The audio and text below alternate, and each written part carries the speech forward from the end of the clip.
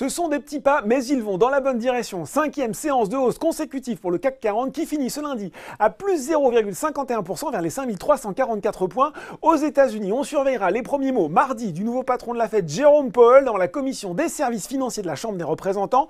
En attendant, les indices américains vont bien. Le Dow Jones gagnait 0,9% à 17h30 vers les 25 535 points et le Nasdaq plus 0,6% vers les 7380 points. Sur le marché français, c'est SES qui a survolé les hausses du SBF 120 aujourd'hui. C'est la plus forte progression de l'opérateur satellitaire depuis 10 ans, mais il faut dire que le titre était tombé à un plus bas historique vendredi après l'annonce d'une réduction de 40% du dividende et d'une baisse attendue de la rentabilité en 2018. Sur 6 mois, l'action perd encore près de 35%. Derrière, on retrouve Vallourec qui reprend un peu de terrain après sa terrible chute de la semaine dernière. Habitué des fortes variations, Tarkett s'illustre lui cette fois dans le vert grâce à HSBC. La banque est passée de conserver à acheter sur le spécialiste des revêtements de sol tout en relevant son objectif de cours de 35 à 37 euros.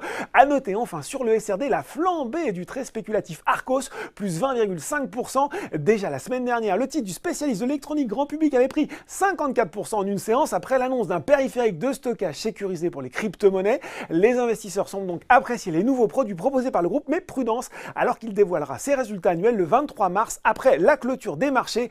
Côté baisse, il n'y a qu'une couleur pour Technicolor et c'est malheureusement le rouge. Le spécialiste des techniques de l'image perd encore 10,2% aujourd'hui après avoir déjà cédé près de 30% jeudi dernier après des résultats 2017 très décevants, marqués notamment par une perte multipliée par 6. Derrière, ça recoule beaucoup moins fort, mais ça recule aussi pour Vicat. Le cimentier est lui pénalisé par un abaissement de recommandation d'Exane BNP Paribas qui passe de surperformance à neutre avec un objectif de cours revu de 76 à 70 euros.